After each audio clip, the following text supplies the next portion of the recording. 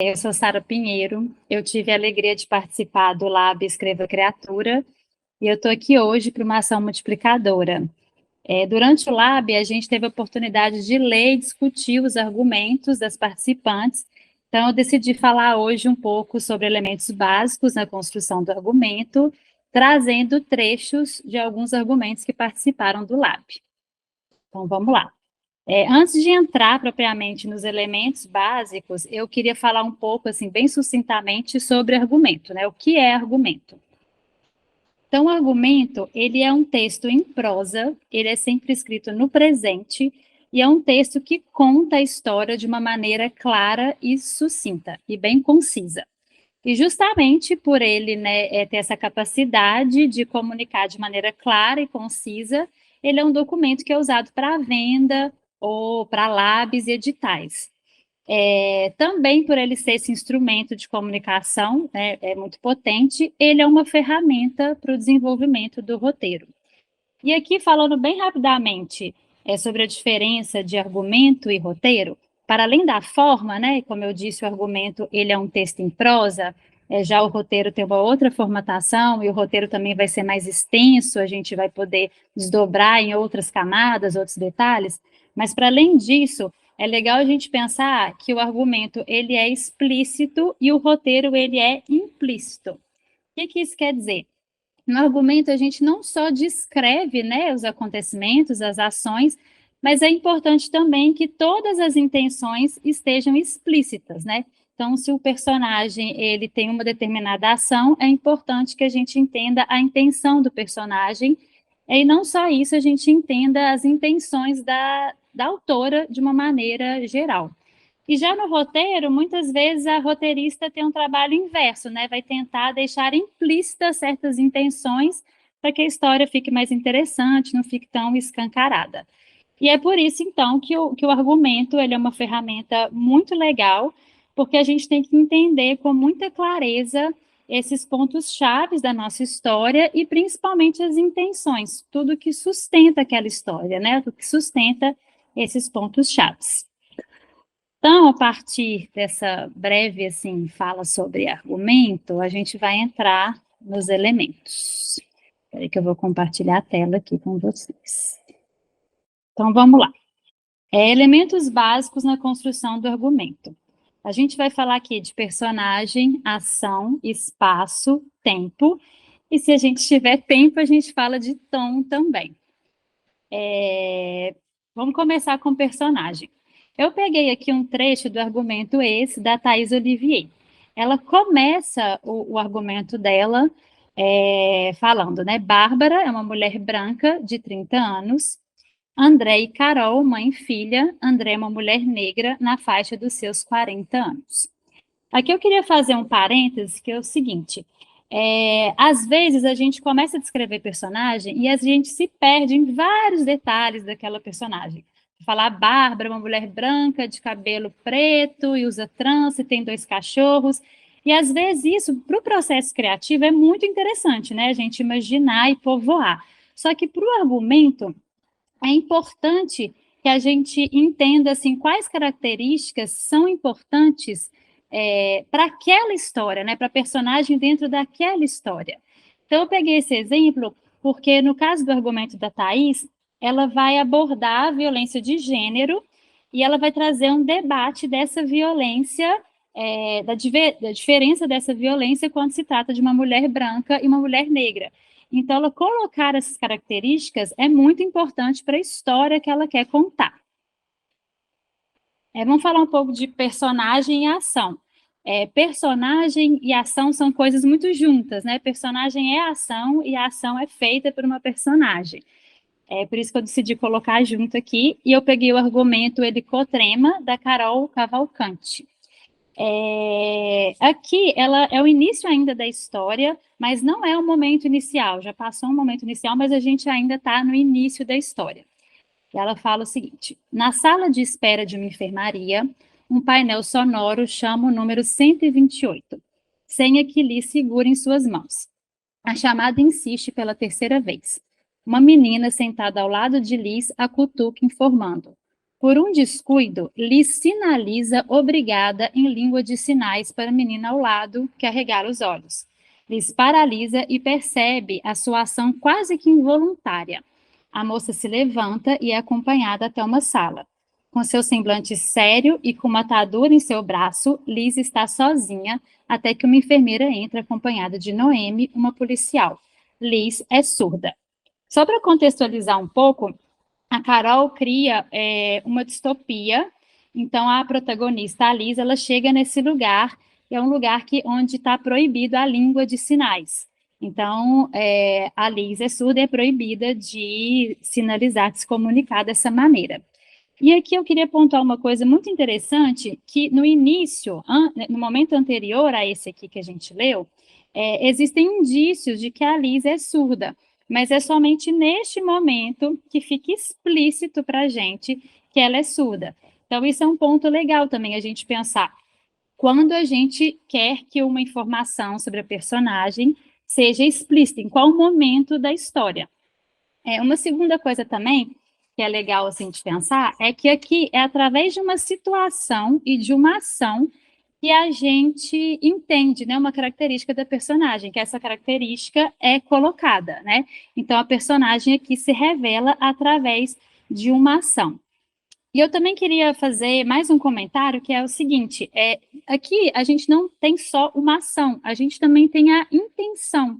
Então, assim, a Liz, ela comunica que ela sinaliza o obrigada em línguas de sinais, não porque ela quer afrontar aquele sistema, mas é por um descuido, é uma ação involuntária. Então, isso faz parte dela, né? Assim, enfim, é natural, é fluido para ela. Então, é legal que essa ação, a gente entende também a motivação.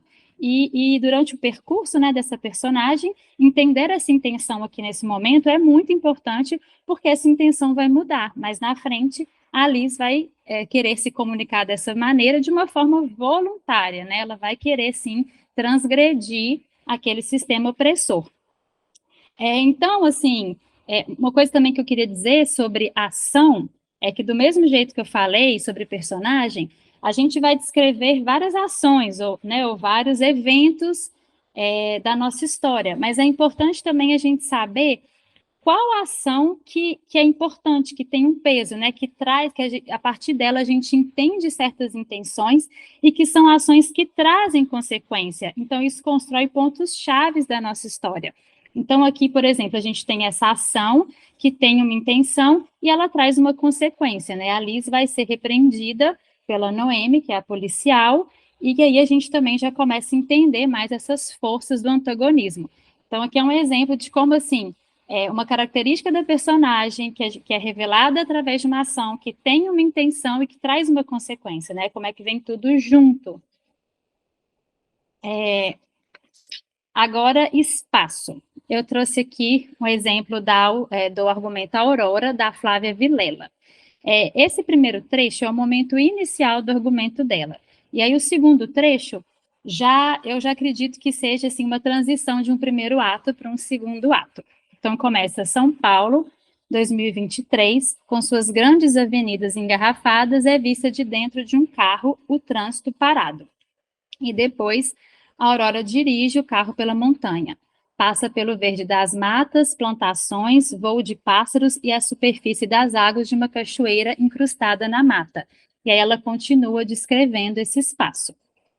Mais uma vez, eu acho que a gente também tem que se atentar que acho que existe também uma tendência a gente querer detalhar todos os espaços que compõem a nossa história. E é importante a gente entender quais são os espaços mais importantes. Então, esses espaços a gente tem que adentrar mais, a gente tem que ambientar mais. E aqui, no caso da Flávia, a gente tem essa protagonista dentro de um carro em São Paulo, né, num ambiente, né, engarrafado, parado, pesado, e depois a mesma protagonista num carro, num lugar completamente diferente. E para a história dela isso é importante, porque é esse o momento que ela vai entrar num outro mundo, que ela vai começar a jornada dela. Então, a gente tem um contraponto entre esses dois espaços, é muito relevante na história da Flávia. Tempo. Aqui a gente vai falar também de tempo diegético, então é o tempo da ficção. E aí a primeira pergunta que é importante a gente fazer é quando se passa a nossa história. Então aqui no Procura assim, de Anara, de Maiara Santos, a história se passa num futuro.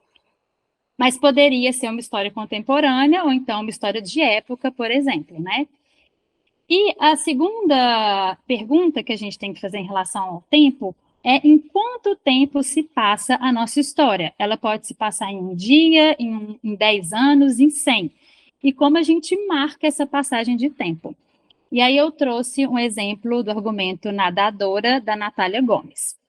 Esse primeiro trecho é no início, eu acredito que é mais ou menos no início ali do segundo ato, que a personagem já vai começar a viver outras coisas, e o segundo trecho é já o momento final da história dela. Então, no dia seguinte, elas passam pelo açude. Ana comenta que Irene poderia até nadar se o açude não estivesse vazio. Chegam à casa da gestante Silvia. Irene fica ao longe observando Ana em seu atendimento à garota. As 4 seguem pela estrada de barro até a casa de Silvia. Elas cantam canções. Irene massageia parturiente. O ambiente da casa da garota é familiar e acolhedor. Naquele momento, há apenas mulheres ali. O parto é longo e trabalhoso, não sem dor, mas no tempo delas. Ao passarem pelo açude, dessa vez cheio, Irene pede para descer, ela desce, tira as roupas e começa a nadar no açude. Aqui nesse exemplo, a gente tem assim, vários marcadores de tempo, né? Assim, marcadores literários, né? Para situar quem está lendo. Então, tem no dia seguinte, ou então o parto é longo, isso tudo já vai construindo essa noção de tempo. Mas o que eu queria destacar aqui nesse exemplo é o açude, né? No primeiro momento, esse açude está vazio. E já depois, esse açude está cheio e a protagonista vai nadar nele. Então, aqui eu acho interessante porque é um elemento espacial, né? Através da a gente vendo essa transformação no espaço, a gente vai ter um indício do tempo. E isso também pode ser feito não só através do espaço, mas também através das personagens, das transformações físicas da personagem, como acontece aqui com a Silvia, que no início ela tá no início de uma gestação, e já no final a gente tem o parto dela. Então a gente entende quanto tempo se passou através dessa transformação de espaço e tempo.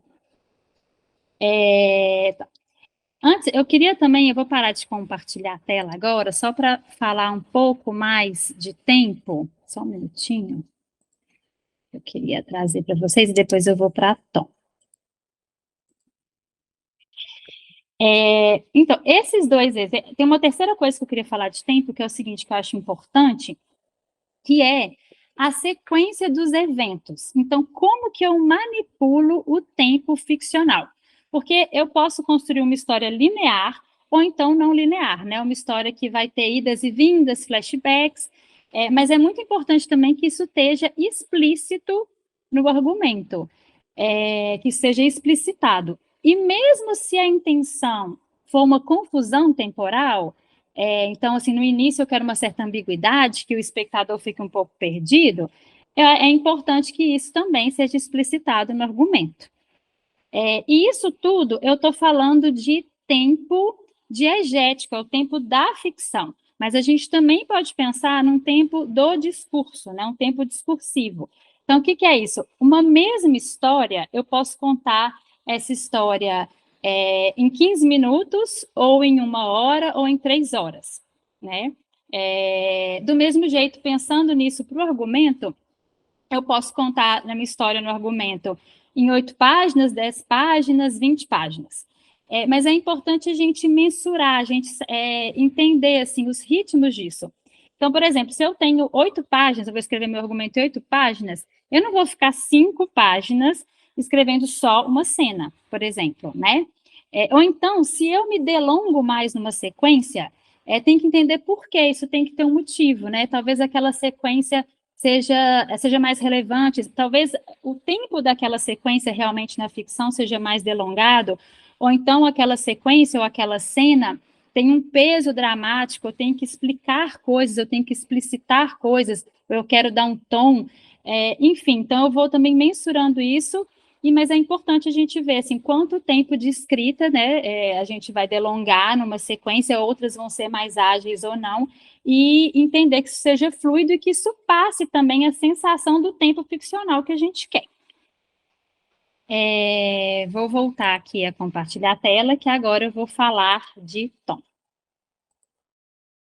Tom, na minha opinião, é uma das coisas mais complicadas ali de se trazer no argumento, mas eu trouxe aqui um bom exemplo, que é o ex também de Thais Olivier, e vamos ler aqui.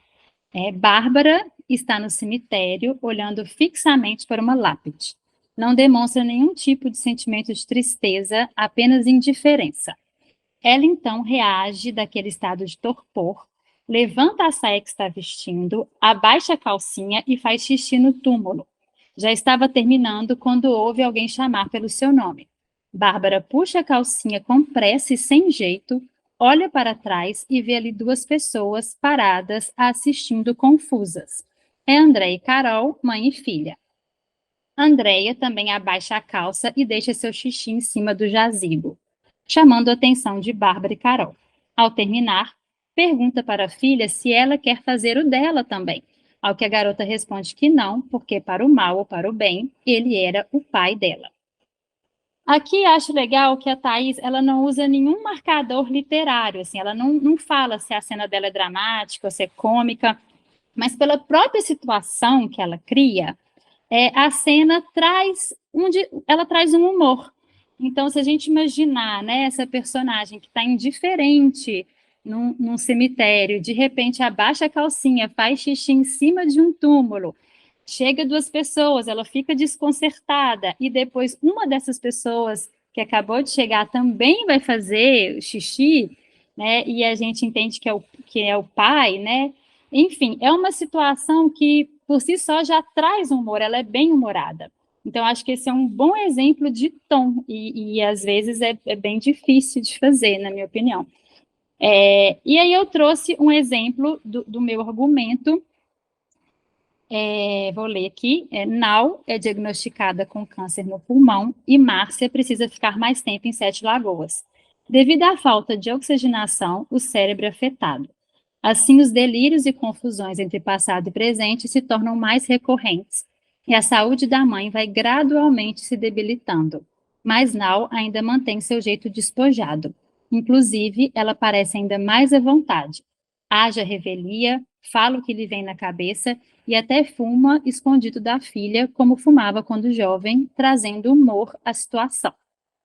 Então, aqui a gente vem, é um argumento dramático, a gente vem de um momento dramático em que essa personagem é diagnosticada com câncer, mas, na sequência depois, essa personagem, ela age de uma forma bem-humorada, ela traz humor à história. E aqui eu usei de um artifício literário mesmo, né? Eu falei, trazendo humor à situação, explicitando isso. Então, isso também a gente pode usar esse recurso, né? Só quando a gente quer deixar bem explícito, talvez se não esteja, também é um recurso interessante para não criar dúvidas, né? Assim, se esse momento específico é um momento mais dramático ou um momento mais bem-humorado. Então é isso, falei sucintamente desses elementos, espero que vocês tenham gostado, e eu gostaria de agradecer muito ao Escreva Criatura, e também a todas as roteiristas que participaram, e as tutoras, foi uma experiência muito legal, e é isso, obrigada.